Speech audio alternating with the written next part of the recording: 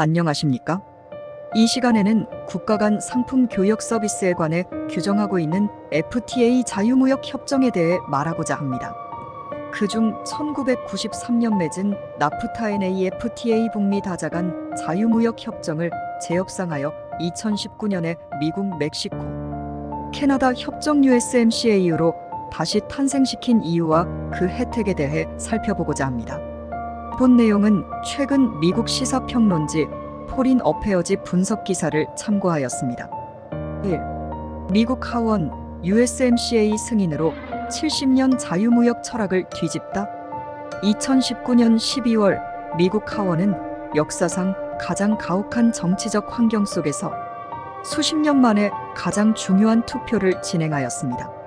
미 의회는 미국, 멕시코, 캐나다 협정 USMCA를 385대 41로 승인함으로써 70년간의 자유무역 철학을 근본적으로 바꾸는 결정을 내렸습니다. 이것은 세계 최대의 무역협정이었던 북미 자유무역협정 나프타를 대체하는 새로운 종류의 협정에 대한 투표였습니다. USMCA는 제조업을 국내로 되돌리기 위해 미국의 일자리를 창출하기 위해 멕시코의 노동기준 시행과 환경 품질 지원을 위해 그리고 디지털 무역에 대한 전면적인 규칙 제정 등 다양한 목적으로 고안되어 실패한 나프타-NA FTA를 대체하게 되었습니다. 미국, 멕시코, 캐나다 무역협정 USMCA는 대통령 선거 해를 앞두고 있는 상황에서 통과되었습니다. 당시 하원은 며칠 전에 도널드 트럼프 대통령 탄핵 표결을 진행하였으나 이번 협정은 평판 좋은 초당적 지지를 받았습니다. 하원 의장인 낸시 펠로시와 공화당 지도자 케빈 메카시 등 주요 인사들도 이 협정에 긍정적인 입장을 보였습니다. 나프타-NA FTA의 문제점 수정은 당파 정치에 내버려두기에는 너무 중요한 문제였습니다. 조지아주 출신 하원 의원 존 루이스는 우리가 그 협정의 일부 잘못된 것들을 바로잡게 될 기회가 있음에 감사한다라고 말하며 USMCA에 대한 지지를 표명하였습니다. 이번 협정 비준은 미국의 무역 정책을 재정립하는 역사적인 순간으로 USMCA는 앞으로 있을 미국의 무역 협정의 새로운 기준을 제시하게 될 것입니다. 1. 무역 협정의 새로운 패러다임 USMCA와 나프타-NA FTA의 비교. 미국, 멕시코, 캐나다 협정 USMCA 승인 이후 자유무역에 대한 오랜 역사를 가진 공화당원들까지 미국이 수십 년 동안 다른 나라와의 경제, 관계를 다루었던 방식이 정치적으로 지속 가능하지 않게 되었다는 사실을 인식하였습니다. 마르코 루비오 상원의원과 제이슨 스미스 하원, 세입위원장을 비롯한 새로운 세대의 친노동자 공화당 지도자들은 미국 노동자들을 우선시하기 위한 새로운 길을 요구하며 이는 일부 공화당 고위 의원들에게는 다른 시각으로 무역에 대해 생각하게 만드는 계기가 되었습니다. USMCA 협상은 그저 한 당의 의견 변경만이 아니라 전체적인 무역 철학 변화를 이끌어내는 핵심 엔진이 되었다. 수십 년 동안 기업 중심의 세계화가 주요 추세였으나 USMCA는 이런 패러다임에서 벗어나 미국 노동자 보호와 국내 제조산업 확장에 초점을 맞추고 있습니다. 그러나 이런 변화를 완전히 이해하기 위해서는 북미 자유무역협정 NA FTA과 그 실패에 대해 알아야 합니다. 1993년 통과된 NA FTA는 처음부터 큰 인기를 얻지 못했습니다.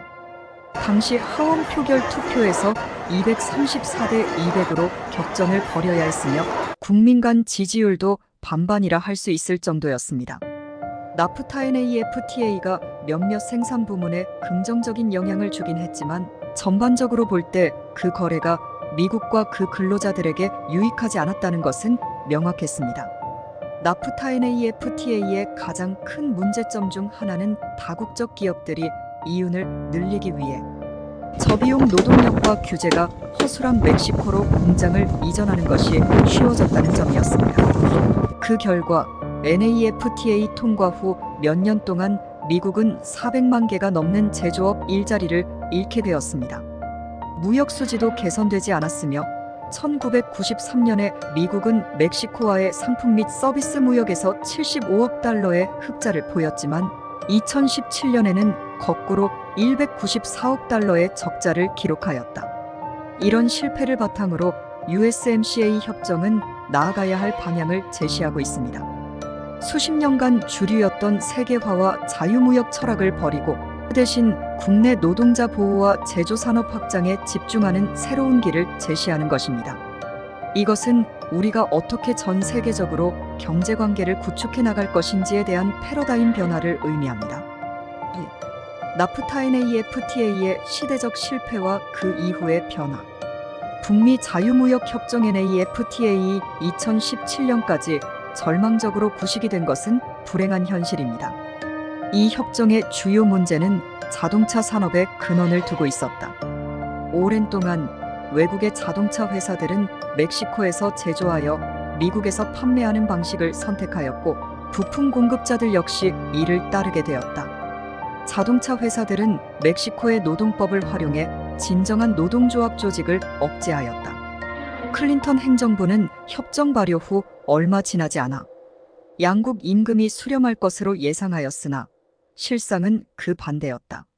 사실 멕시코의 반노동자법과 나프타-NAFTA 체결 직후 페소화 가치가 크게 절하된 결과로 인해 2016년까지 멕시코와 미국 간 임금 차이는 1993년보다 훨씬 커졌습니다.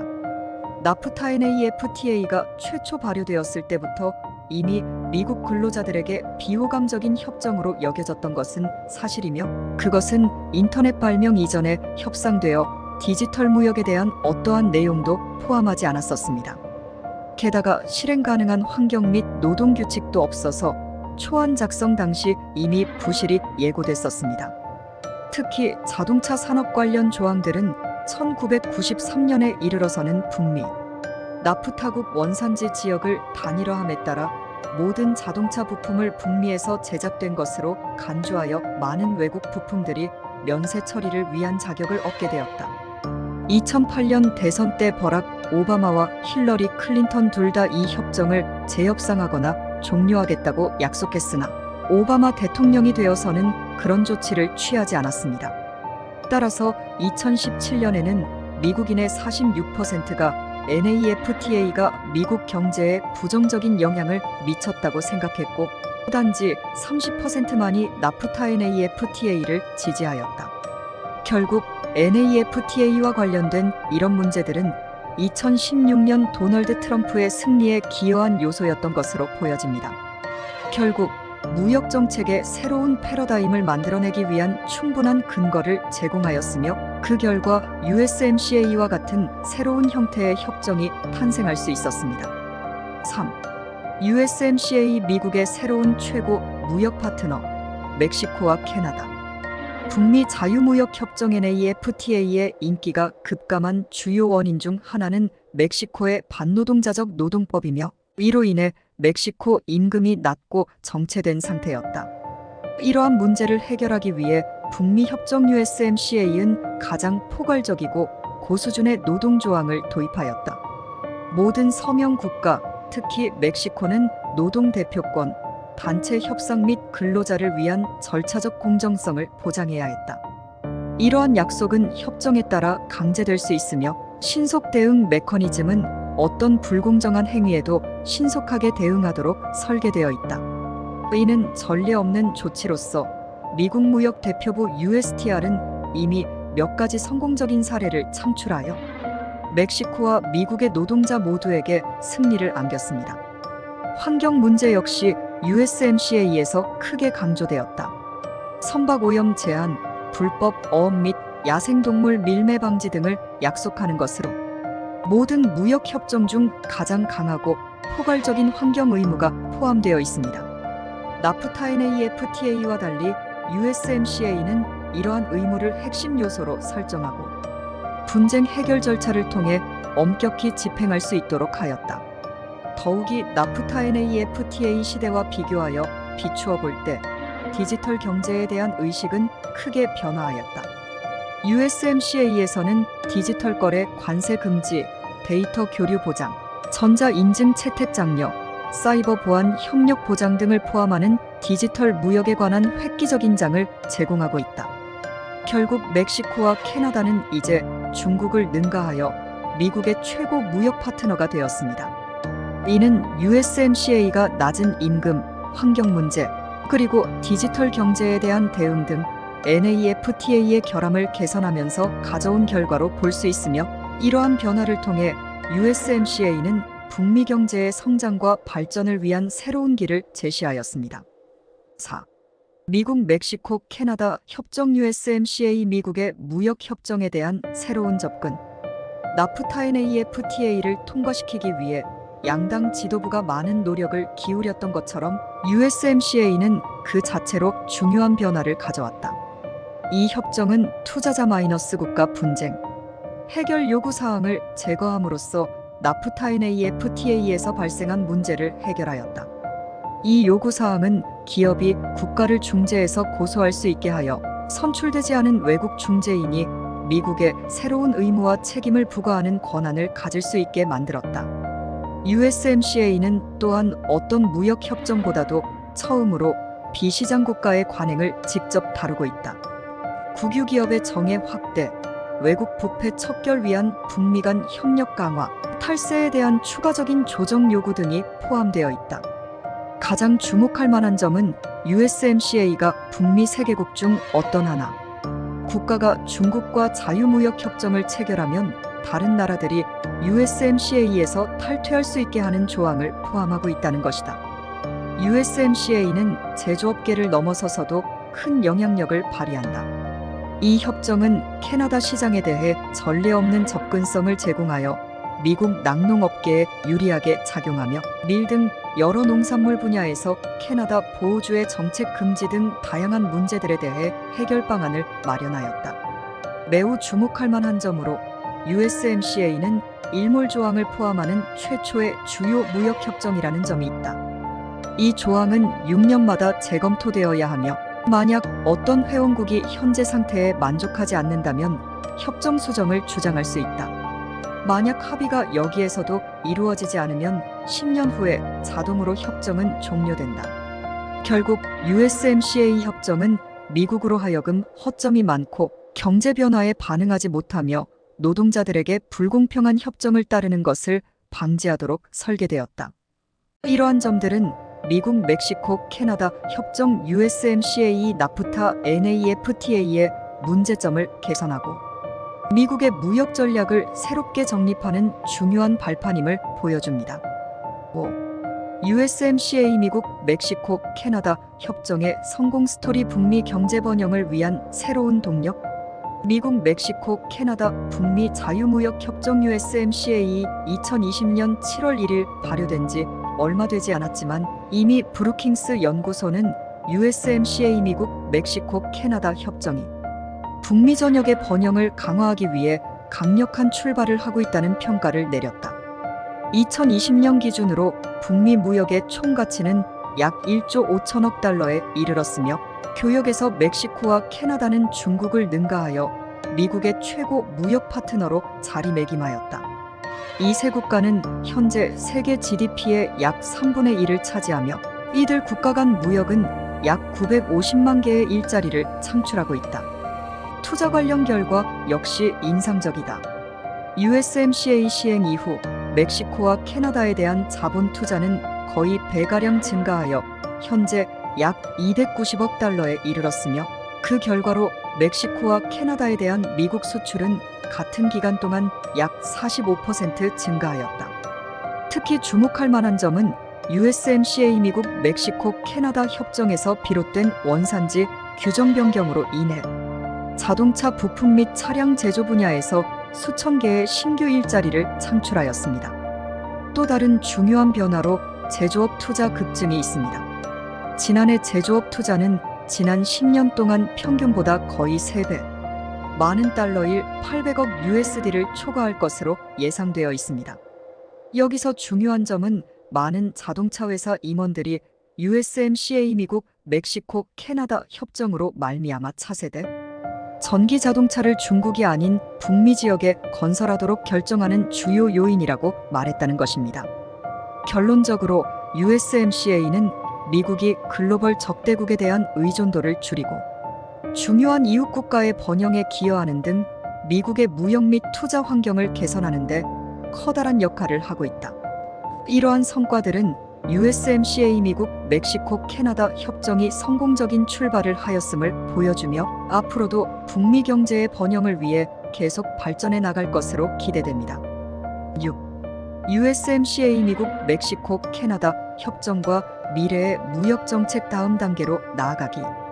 USMCA 미국, 멕시코, 캐나다 협정은 북미 지역을 돕는 것뿐만 아니라 미국으로 일자리를 가져오는 것에 중점을 두며 무역 정책의 새로운 시대를 열어왔습니다.